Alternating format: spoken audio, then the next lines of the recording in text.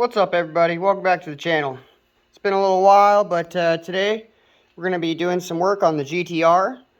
I should have a new high amp alternator coming for it, because what I've noticed is that this car, because it has the 3 fuel pumps and all the gauges, the upgraded ECU, the upgraded hydraulic coil packs and everything, I noticed that when I start my car and I run it, it does just fine, sitting at like 12.9 for voltage.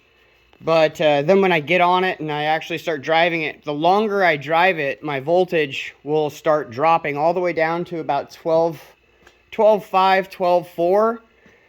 And the alternator on these things, a stock R32 alternator, is only 40 amp. And an R34 alternator, which I believe that one is like 80 or 90 amp. So we're still needing more power than what it's able to put out. So hopefully today I have a 150 amp alternator showing up. So it should be pretty straightforward to pull it out. It's just right here behind the intake. So might just have to like pull off the piping, move some wiring around. Hopefully I don't have to take off like the radiator shroud and the viscous fan and everything like that, but we might, who knows. Pretty sure these things don't go out through the bottom because the front diff is like right behind it, basically. So we'll get that pulled out. But another thing you have to do when you're upgrading to a bigger alternator is you have to run an external or another power wire from your positive battery post to the back of the alternator where the big nut and stud is that stick out of it. So this one I'm gonna have to, oh yeah, I put a nut or a screw in there. But yeah, so I'm gonna have to tap into this right here where the big main power feeds in, and then run another wire to the back of the new alternator when it gets here. Should be pretty easy. I got plenty of old amp wiring laying around to make new ends and fittings and stuff, so we'll get to that once it gets here. But for now, let's just try to get the old one out, and we'll see how that goes.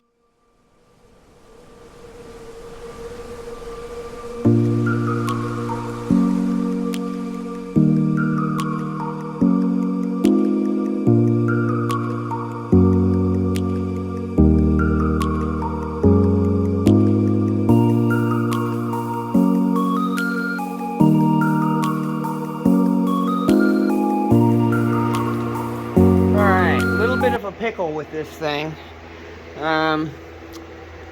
This HKS intake pipe is literally the snuggest fit in there. You can see how close it is to the alternator right there already.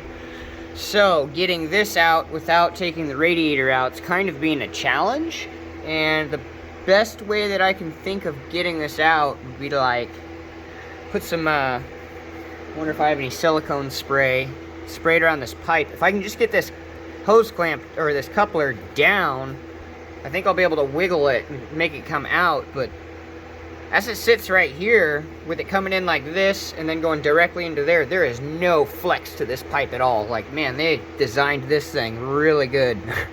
But yeah, hopefully I don't have to pull out the radiator and all that crap. I'm trying to avoid doing all that, so it's just being a little finicky trying to get it out, but hopefully it should come out here soon.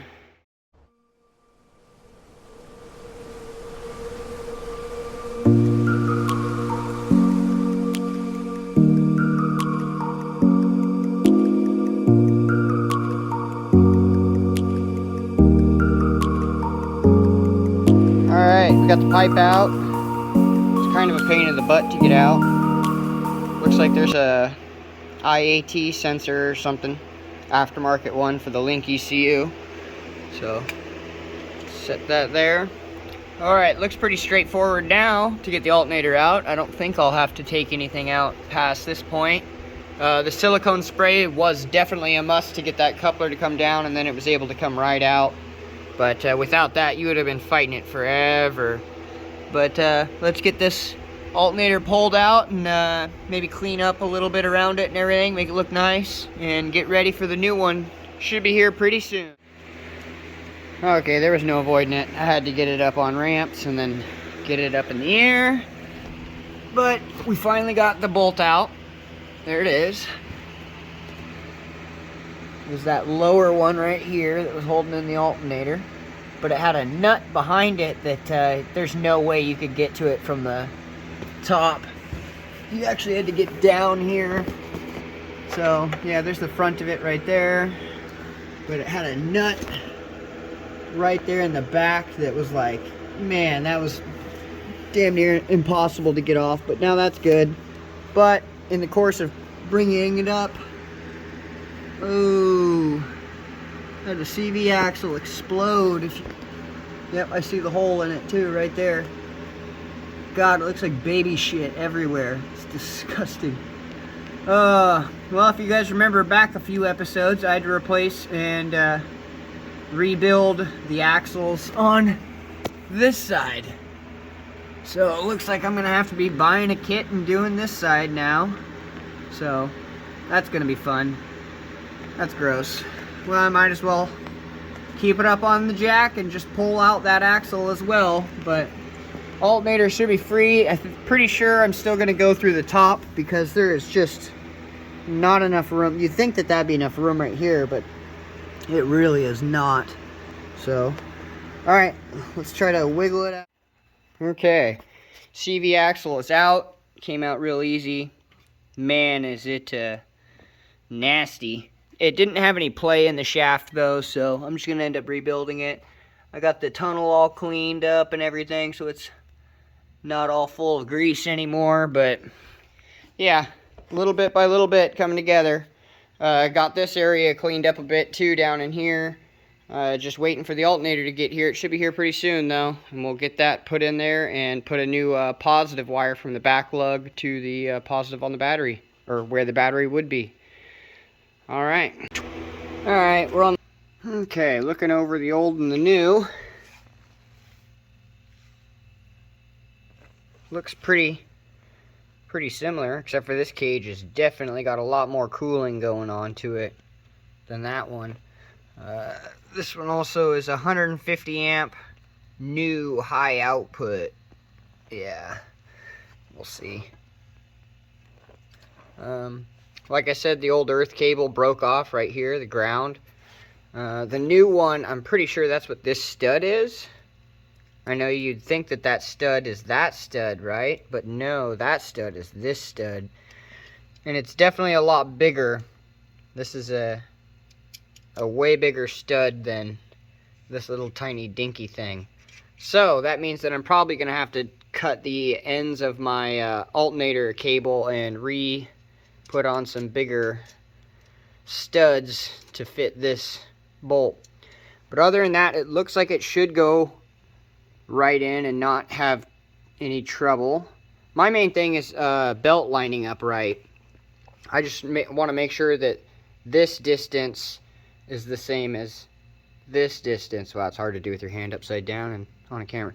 But yeah, basically I just want to make sure that that's the same as right there, so that way when I put it up there, I don't have any weird belt problems. And the other thing is this one is a smaller diameter pulley than this one. So that would tell me that this is got an underdrive pulley on it, because RBs like to go to high RPM. So, yep. Alright, well, let's get that put in there. Hopefully it won't be too much trouble. We'll cut the end off, put a new one on, and then I have to route that new battery cable like I was saying. But, yeah, let's get this slapped up in there and finish at least the alternator done. And then that'll be a whole different story.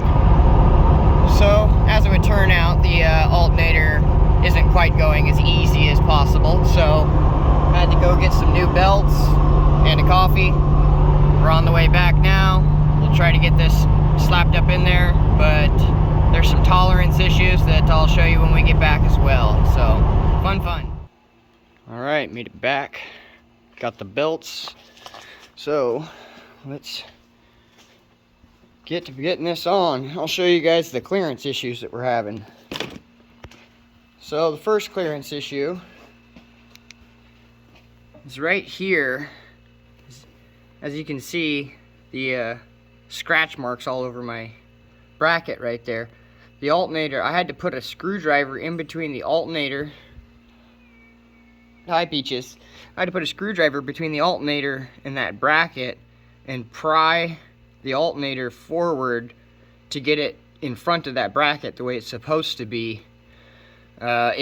Really tough fight, and it won't go up the slider very far because you end up hitting it and bottoming it out. But that shouldn't be a problem if I take this out and trim it just a little bit.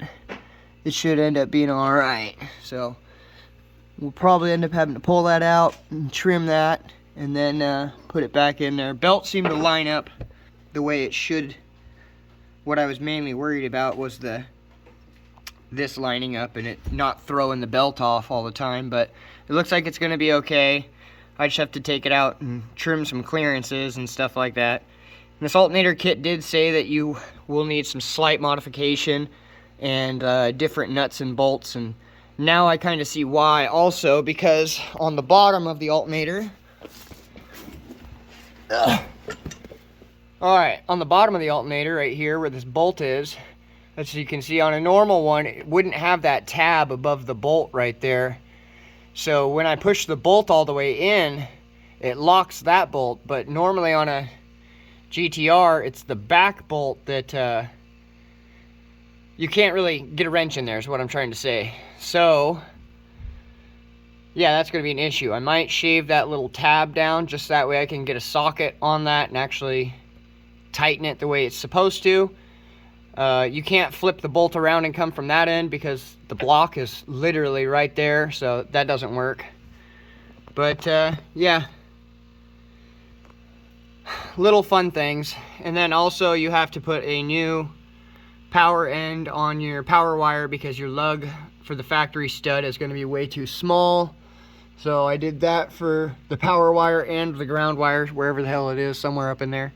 But I did that for both of those, as well as you have to add the power wire, a second one to it. So fun stuff. I'll have to take it out and do some trimming and stuff, but we'll get to it. Okay, it was a struggle, but she's in there. I ended up shaving a little bit right there on the back of that alternator bracket, just so that way this piece slid in there a little easier. It was really, really tight, and to get that big spacer right there, to get that thing in there and not falling out all the time, so that helped a bit. Also had to, I'll show you this alternator for reference, but the top lug right here, I had to shave about that much, about a paint pen's width. I had to shave that much out of that new alternator that's in there, so that way it wouldn't be binding and rubbing on the tension bracket. But it's all in there, back under tension. Bracket's all in there and everything.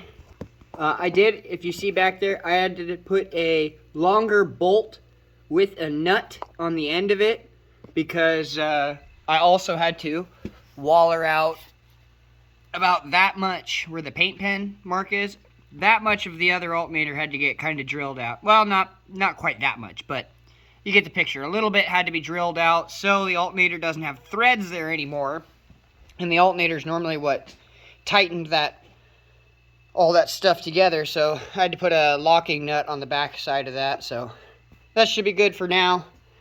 Probably going to call it good on this episode for now. I'll catch up with you guys on the CV axle stuff when it shows up. I don't know how long or how many days it'll be before these boots show up.